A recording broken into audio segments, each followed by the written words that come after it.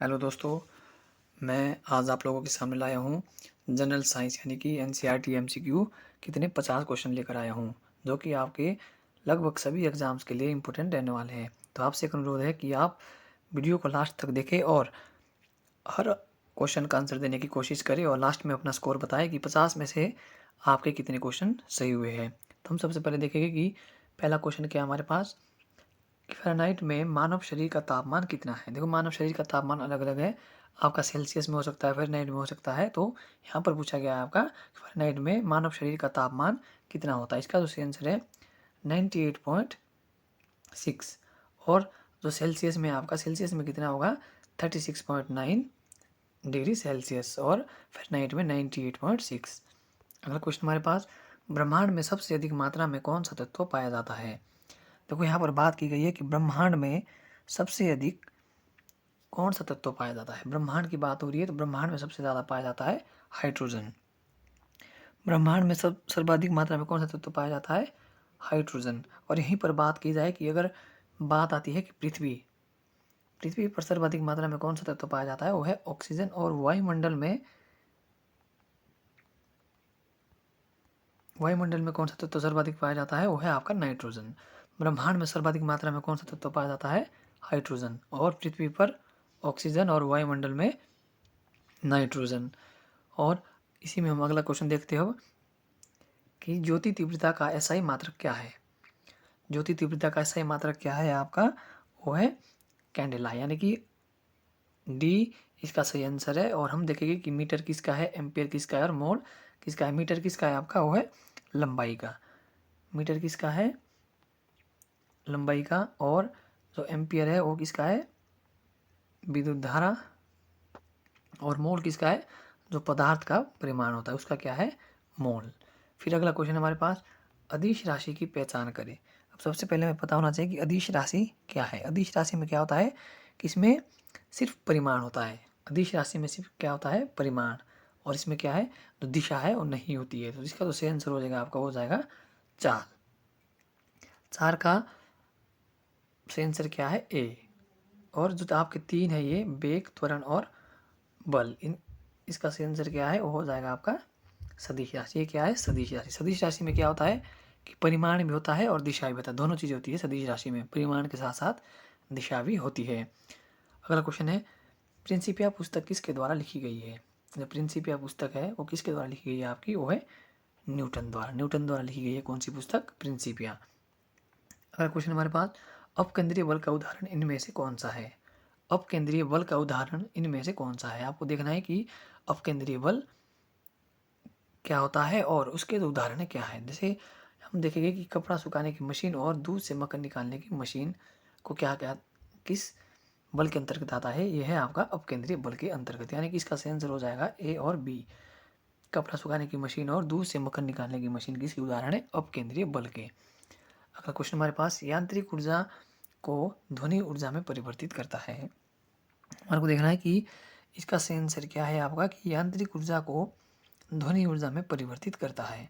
इसका जो सही आंसर है आपका, वो है सितार।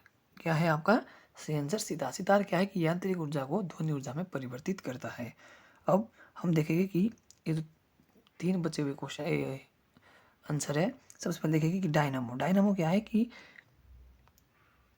यांत्रिक ऊर्जा को किस में परिवर्तित करता है, ये विद्युत ऊर्जा में। डायनामो यांत्रिक ऊर्जा को विद्युत ऊर्जा में परिवर्तित करता है। और मोमबत्ती क्या करता है कि मोमबत्ती रासायनिक ऊर्जा को प्रकाश और ऊष्मा ऊर्जा में परिवर्तित करता है। और जो आपका ट्यूबलाइट है, ट्यूबलाइट क्या करता है, विद्युत विद्युत ऊर्जा को आपका प्रकाश ऊर्जा में परिवर्तित करता है। कौन, ट्यूबलाइट। विद्युत ऊर्जा को प्रकाश ऊर्जा में परिवर्तित करता है कौन, ट्यूबलाइट। अगला क्वेश्चन है कि पतली सुई किसके कारण पानी पर तैरती है। जो पतली सुई होती है आपकी, वो पानी के ऊपर तैरती है। इसका तो सही आंसर हो जाएगा आपका, हो जाएगा पृष्ठ तनाव के कारण। पृष्ठ तनाव के कारण ही जो हमारी औंस की बूंद है कैसी हो जाती है, गोल होती है। तो किसके कारण होती है, पृष्ठ तनाव के कारण।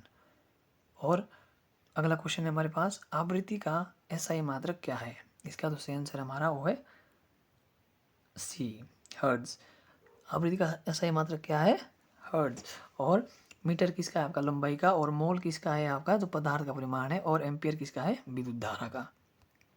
अगला है अपश्रव्य तरंगे कितने आवृत्ति की होती है? ये बहुत इंपॉर्टेंट क्वेश्चन है। इसका जो सही आंसर है अपश्रव्य तरंगे कितनी आवृत्ति की होती है? वो है 20 हर्ट्ज से कम की जो तरंगे होती है वो कौन सी है? अपश्रव्य तरंगे। इसको हम नहीं सुन सकते, यानी कि इसको मनुष्य नहीं सुन सकते हैं। मनुष्य को सुनने योग्य तरंग कौन सी है? 20 से 20,000 हर्ट्ज तक की। और जो 20,000 हर्ट्ज से अधिक की होती है उन्हें भी मनुष्य नहीं सुन सकता। उन्हें कौन सुन सकता है? आपका वो है जैसे आपके कुत्ता, बिल्ली और चमगादड़ वगैरह इन तरंगों को सुन सकता है। अगला क्वेश्चन हमारे पास, चंद्रमा से परावर्तित प्रकाश को पृथ्वी तक आने में कितना समय लगता है? कि चंद्रमा से जो प्रकाश है वो पृथ्वी तक परावर्तित होकर कितना समय लगता है? आपका वो है 1.28 मिनट। कितना है? 1.28 मिनट लगता है चंद्रमा से पृथ्वी तक परावर्तित प्रकाश को आने में। और यहीं पर हम देखते हैं कि सूर्य से पृथ्वी तक आने में कितना समय लगता है? 8 मिनट 16.6 सेकंड, यानी कि 8 मिनट और 16 सेकंड का समय लगता है। और अगला है कि तारे टिमटिमाते क्यों दिखाई पड़ते हैं? तारे टिमटिमाते क्यों दिखाई पड़ते हैं? इसका हमारा सही आंसर है प्रकाश के अपरिवर्तन के कारण। इसको आप ध्यान रखना है कि प्रकाश क्यों टिमटिमाते हैं, तारे क्यों टिमटिमाते हैं? प्रकाश के अपवर्तन के कारण। अगला है हमारे पास, गाड़ी के हेडलाइट और सर्च लाइट में कौन सा दर्पण लगा होता है? जो गाड़ी का हेडलाइट होता है ना और सर्च लाइट, उसमें कौन सा दर्पण लगा होता है? आपका होता है अवतल। और यहीं पे दूसरा क्वेश्चन है हमारे पास कि जो गाड़ी में जो साइड मिरर होता है उसमें कौन सा दर्पण लगा होता है? उसमें होता है उत्तल। हेडलाइट और सर्च लाइट में होता है आपका अवतल और साइड मिरर में होता है उत्तल। अगला हमारे पास, प्राथमिक रंग कौन से है? प्राथमिक रंग कौन कौन से आपके? लाल, हरा और नीला। प्राथमिक रंग कौन से आपके? प्राथमिक रंग कौन कौन से आपके? वो है लाल, हरा और नीला। क्या है? तीन आपके प्राथमिक रंग है। और द्वितीयक रंग कौन से? पीला, मैजेंडा और पिकॉक। अब किन रंग से मिलकर ये बनता है? लाल और नीला से मिलकर क्या बनता है आपका? वो बनता है मैजेंडा। और लाल और हरा से मिलकर बनता है आपका एक पीला। और जो आपका हरा और नीले से मिलकर कौन सा बनता है? जो आपका ये वाला है पिकॉक नीला। अगला क्वेश्चन हमारे पास, किस दृष्टि दोष के कारण व्यक्ति नजदीक की वस्तु को देख लेता है परंतु दूर स्थित वस्तु को नहीं देख पाता? इसका जो सही आंसर है आपका वो है निकट दृष्टि दोष, यानी कि मायोपिया। और जो आपका दूर दृष्टि दोष है, दूर दृष्टि दोष में क्या है कि व्यक्ति दूर स्थित वस्तु को तो देख सकता है लेकिन नजदीक स्थित वस्तु को नहीं देख पाता है। उसमें कौन सा है आपका? दूर दृष्टि दोष। और जरा दृष्टि दोष में क्या है कि व्यक्ति ना तो नजदीक की वस्तु देख सकता है ना दूर की। जैसे जैसे मनुष्य की आयु बढ़ती जाती है वैसे वैसे ये रोग हमें देखने को मिलता है। अगला क्वेश्चन हमारे पास, दूर स्थित वस्तुओं के ताप को ज्ञात करने हेतु किस यंत्र का प्रयोग किया जाता है? ठीक है, दूर स्थित वस्तु के ताप को, जो बहुत दूर स्थित वस्तु है उनके ताप को किस तरह हम मेजर कर सकते हैं? किससे कर सकते हो? है आपका पायरोमीटर। और सिस्मोग्राफ से क्या है आपका? भूकंप की तीव्रता। और माइक्रोमीटर बहुत ज़्यादा माइक्रो इसका मापन किया जाता है। और कार्डियोग्राम से हृदय की गति को मापा जाता है। और अगला क्वेश्चन हमारे पास, एक्स किरणें की खोज किसने की है? एक्स किरणों की खोज किसने की है? आपकी वो है विलियम रॉन्टन ने। अगला हमारे पास, कार्बन की परमाणु संख्या कितनी है? कार्बन की परमाणु संख्या कितनी है आपकी? वो है 6, यानी कि इसका सही आंसर हो जाएगा आपका डी। अगला क्वेश्चन है, भविष्य का ईंधन किसे कहा जाता है? ये बहुत इंपॉर्टेंट क्वेश्चन है क्योंकि वर्तमान में इसका उपयोग शुरू हो गया है कि भविष्य का ईंधन किसे कहा जाता है? वो कहा जाता है हाइड्रोजन को। आपने अक्सर सुना होगा कि आजकल मैक्सिमम जो गाड़ियां हैं उसमें किसका प्रयोग किया जा रहा है? हाइड्रोजन ईंधन का। तो इसलिए इसे क्या कहा जाता है? भविष्य का ईंधन। और अगला क्वेश्चन मेरे पास, आभूषण बनाने के लिए कितने कैरेट सोना उपयोग में लाया जाता है? इसका सही आंसर है आपका वो है 22 कैरेट। और शुद्ध सोना कितने कैरेट का होता है? आपका 24 कैरेट का। लेकिन आभूषण बनाने के लिए कितने कैरेट का प्रयोग किया जाता है? 22 कैरेट का। अगला है, जूठा सोना किसे कहा जाता है? जूठा सोना किसे कहा जाता है आपका? इसका सही आंसर हो जाएगा आयरन पायराइड्स को। और अगला क्वेश्चन है, डायनामाइट का आविष्कार किसने किया है? डायनामाइट का आविष्कार किसने किया है? आपका अल्फ्रेड नोबल ने, जिनके नाम पर आपका नोबेल पुरस्कार भी दिया जाता है। अगला क्वेश्चन है भारी जल D2O की खोज कब की गई। सबसे पहला हमारे पास यहाँ पर क्वेश्चन बनेगा कि भारी जल का जो सूत्र है वो क्या है, D2O। इसकी खोज कब की गई है, 1932 में। भारी जल की खोज कब की गई है आपकी, 1932 के अंदर। फिर हमारे पास अगला क्वेश्चन कौन सा है, कवकों का अध्ययन क्या कहलाता है। इसका सही आंसर है आपका कवकों का अध्ययन क्या कहलाता जाता है, यह है आपका माइकोलॉजी। कवकों का अध्ययन क्या कहलाता है आपका, माइकोलॉजी। और एपीकल्चर किसका अध्ययन है, मधुमक्खी और फाइकोलॉजी किसका अध्ययन है, शैवालों का। और ऑर्निथोलॉजी किसका अध्ययन है आपका, पक्षियों का अध्ययन। अगला क्वेश्चन हमारे पास, प्रोटीन की फैक्ट्री किसे कहा जाता है। प्रोटीन की फैक्ट्री किसे कहा जाता है आपका, वो है राइबोसोम। यानी कि 25 का जो सही आंसर हो जाएगा आपका ए। राइबोसोम को प्रोटीन की फैक्ट्री कहा जाता है। और माइटोकॉन्ड्रिया को क्या कहा जाता है, कोशिका का बिजली घर। ठीक है। और लाइसोसोम को क्या कहा जाता है आपका, ये कहा जाता है आत्मघाती थैली। इसमें क्या है आपका 24 प्रकार के एंजाइम पाए जाते हैं लाइसोसोम में, और इसे क्या आत्मघाती थैली भी कहा जाता है किसको, लाइसोसोम को। और प्रोटीन की फैक्ट्री किसे कहा जाता है आपका, राइबोसोम को। अगला क्वेश्चन हमारे पास, पत्तियों का रंग पीला किस कारण होता है। जो पत्तियां हैं उसका रंग पीला होता है आपका किस कारण होता है, कैरोटीन के कारण। पत्तियों का रंग पीला किस कारण होता है आपका, कैरोटीन के कारण। अगला क्वेश्चन हमारे पास, अनुवांशिका का पिता किसे कहा जाता है। इसका जो आंसर आपका ग्रेगर जोहान मेंडेल को अनुवांशिका का पिता कहा जाता है। अगला क्वेश्चन हमारे पास, मनुष्य में गुणसूत्रों की कुल संख्या कितनी होती है। कुल कितने गुणसूत्र होते हैं आपके, होते हैं 46। यानी कि कितने कितने होता है, 23। जिसमें कि 22 दोनों में सेम होते हैं। और डिटर्मिनेंट क्या होता है, एक होता है एक्स और एक होता है वाई। इसी पर डिपेंड करता है कि बॉय और गर्ल, एक्स गर्ल और एक्स और वाई बॉय।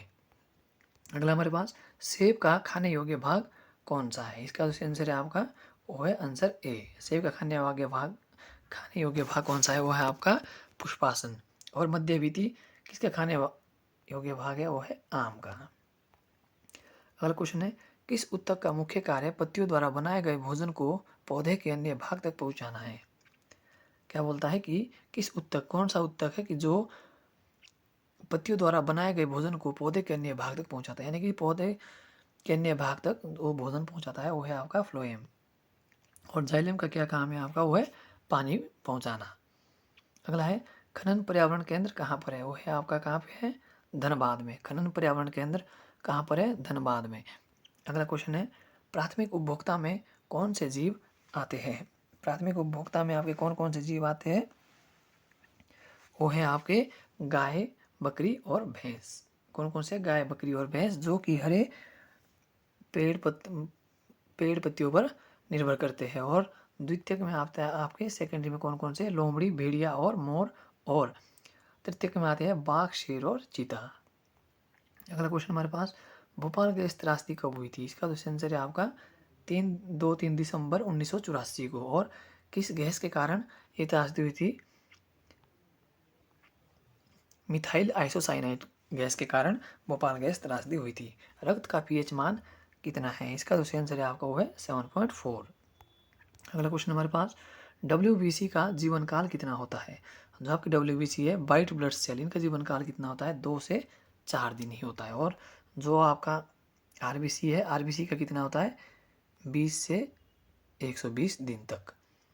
अगला हमारे पास, रक्त समूह की खोज किसके द्वारा की गई है।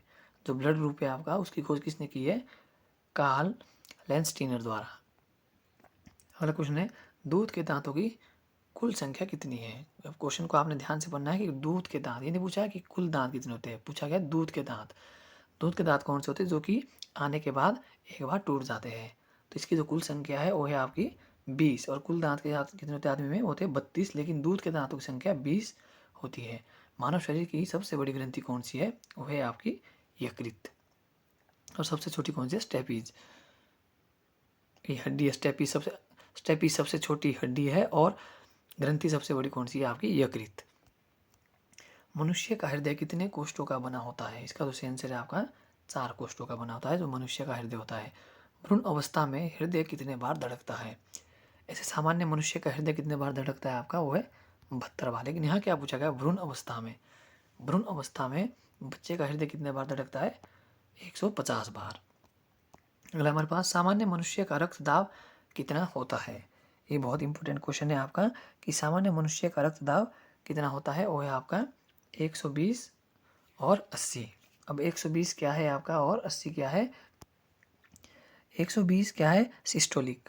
120 क्या सिस्टोलिक, और जो आपका 80 है वो है डायस्टोलिक। ठीक है, अब इसी को आप ध्यान रखना है कि 80 120 हो सकता है, लेकिन जो आपका सही आंसर हो जाएगा वो हो जाएगा 120/80। मनुष्य के मस्तिष्क का वजन कितना होता है? जो मनुष्य का मस्तिष्क होता है उसका वजन कितना होता है 1400 ग्राम। कितना होता है आपका 1400 ग्राम। अगला है हमारे पास, विटामिन का आविष्कार किसने किया था? जो विटामिन है आपका उसका आविष्कार किसने किया है? फंक द्वारा। जल में घुलनशील विटामिन कौन से है? देखो, जल में घुलनशील विटामिन कौन से आपके, बी और सी। इसका सी आंसर हो जाएगा आपका बी और सी। ए और सी, ए नहीं है लेकिन सी है, इसलिए इसका आंसर ये नहीं होगा। और ए और डी भी नहीं है, ए डी ई भी नहीं है, लेकिन इसका सही आंसर है बी और सी। और ए डी और ई किस में घुलनशील है आपके, वो है वसा में घुलनशील विटामिन कौन से है, ए डी और ई। अगला क्वेश्चन हमारे पास, विटामिन ई का रासायनिक नाम क्या है? जो विटामिन ई का रासायनिक नाम पूछा गया है तो इसका सही आंसर हो जाएगा सी, टोकोफेरॉल। विटामिन ई का रासायनिक नाम क्या है? टोकोफेरॉल। और ए का, विटामिन ए का रेटिनॉल, और विटामिन बी का थायमिन, और विटामिन सी का एस्कॉर्बिक एसिड। अगला क्वेश्चन हमारे पास, एथलीट फुट नामक रोग किसके कारण होता है? एथलीट फुट नामक एक रोग है जो कि किसके कारण होता है? फंगस के कारण होता है। अगला क्वेश्चन हमारे पास, सबसे छोटा पक्षी कौन सा है? विश्व का सबसे छोटा पक्षी कौन सा है? वो है आपका हमिंग बर्ड। सबसे व्यस्त मानव अंग कौन सा है? हमारे शरीर का जो सबसे व्यस्त अंग कौन सा है, वो है आपका हार्ट, यानी कि हृदय। अगला क्वेश्चन हमारे पास, इसरो की स्थापना कब हुई थी? तो इसरो है आपका, इसकी स्थापना कब हुई थी? 15 अगस्त 1969 को, यानी कि 1969 को। अगला क्वेश्चन हमारे पास, जीव विज्ञान और जंतु विज्ञान का जनक किसे माना जाता है? जीव विज्ञान और जंतु विज्ञान का जनक किसे माना जाता है आपका? वो माना जाता है अरस्तु को। लेकिन जो टर्म है आपकी जीव विज्ञान टर्म किसने दी है आपकी? वो दी है लेमार्क, और दूसरा इनके साथ कौन है? टेवरेनस द्वारा। तो जो ये 50 क्वेश्चन है ये आपके किसी भी एग्जाम के लिए बहुत ज़्यादा इंपॉर्टेंट रहने वाले हैं, जिसमें कि साइंस पूछी जाती हो, उन एग्जाम्स में से मैक्सिमम क्वेश्चन आने की संभावना रहती है। तो अगर आपको ये क्वेश्चन अच्छे लगे हो तो कृपया करके अपने दोस्तों में ज़रूर शेयर करें और मेरे चैनल को सब्सक्राइब करें। Thank you.